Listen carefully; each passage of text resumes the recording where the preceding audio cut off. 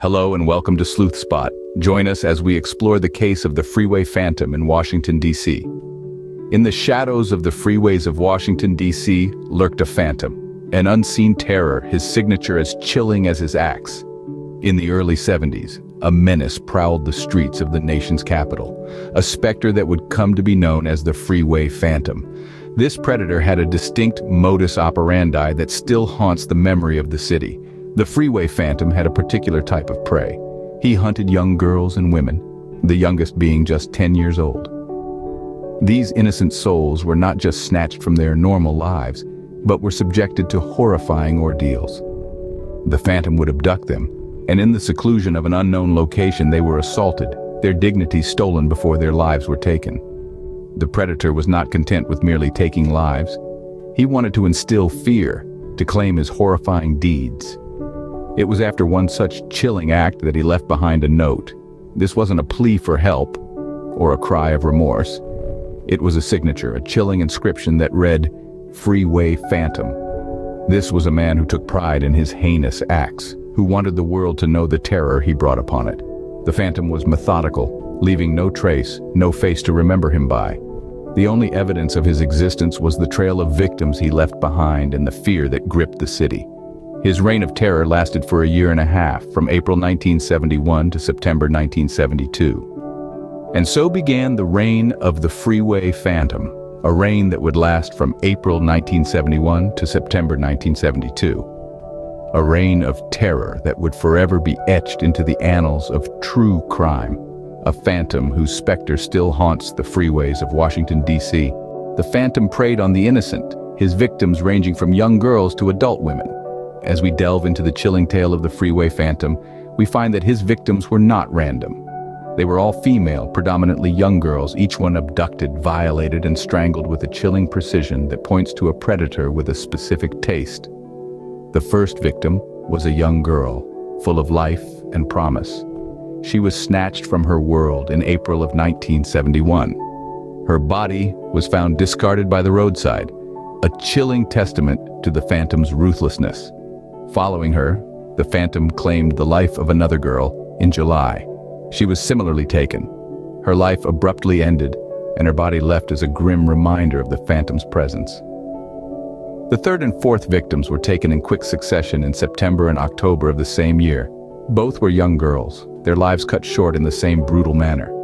Their bodies were found, bearing the same horrifying marks of violence that had become the Phantom's signature. The fifth victim was an adult woman, taken in December. Her life, like the others, was brutally cut short, her body abandoned by the Phantom in his usual cold, calculated manner. Finally, in September of 1972, the Phantom claimed his sixth and final victim, another young girl. Her life ended before it had truly begun.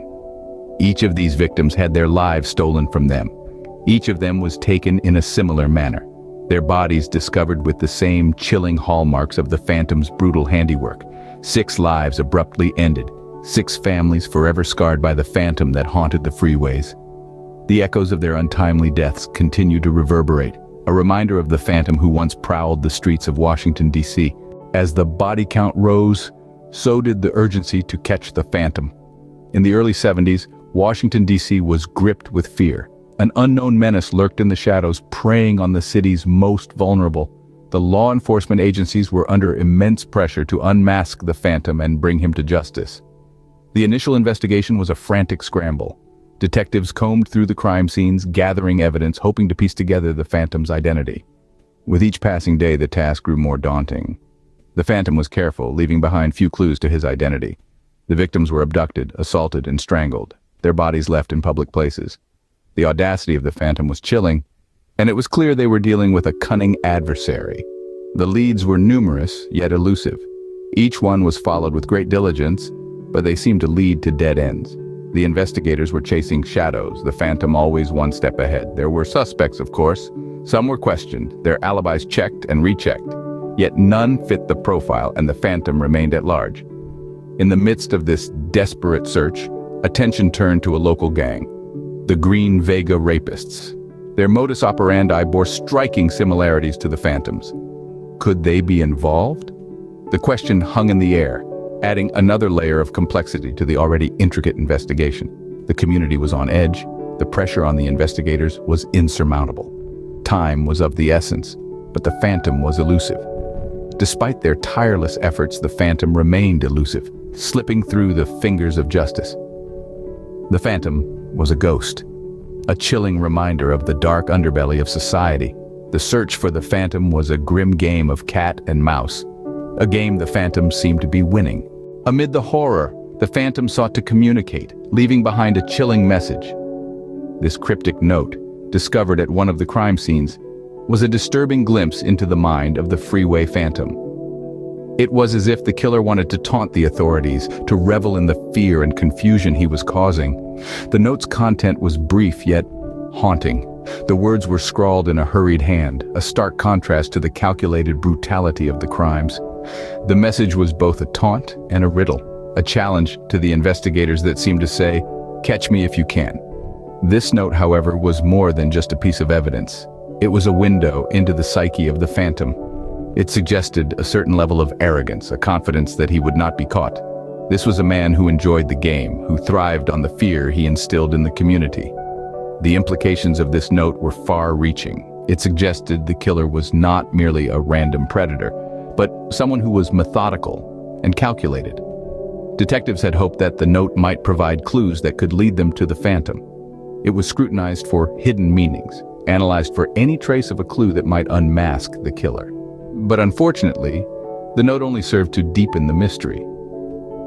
In the end, the note did more to confound than to clarify. It became a symbol of the Phantom's elusiveness, a testament to his ability to remain a step ahead of the law. It stood as a chilling reminder of the Phantom's audacity, his willingness to engage with those hunting him. The note, a chilling insight into the mind of the Phantom, added another layer of complexity to this already baffling case. As we delve deeper into this mystery, we are constantly reminded of the Phantom's cunning, his ability to elude capture, and his chilling messages left in his wake. Decades have passed since the Phantom's reign of terror, yet his shadow still looms over Washington, D.C. The Freeway Phantom, an unidentified serial killer who claimed the lives of 5 young girls and a woman in a span of 17 months, remains a chilling enigma. His crimes, unspeakably brutal and shockingly brazen, have left a legacy of sorrow and questions that continue to haunt the nation's capital. Today, the Freeway Phantom case is not a forgotten chapter in the annals of crime, but an open, cold case, a wound yet to heal. The Metropolitan Police Department's Homicide Division has not closed the book on the Phantom. Despite the passage of more than 50 years, the quest for justice is as fervent as it was in the early 70s. Detectives continue to sift through old evidence, revisit past leads, and explore new ones in the hope of unmasking the killer. One such lead pointed towards a gang known as the Green Vega Rapists. Could members of this gang be responsible for the Phantom's crimes? The question remains unanswered, a chilling reminder of the complex web of mysteries that surrounds this case. In a bid to encourage public involvement, a reward of $150,000 has been announced for information leading to the killer's identification and capture. This is not just an incentive, it is a plea, a call to action for anyone who may hold the key to solving this decades-old mystery. The Phantom, though silent for years, remains at large, his identity hidden, his crimes unpunished.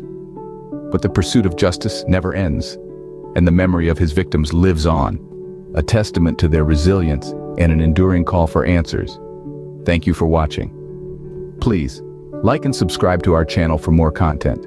If you have information about this case, please contact the Metropolitan Police at 202-727-9099.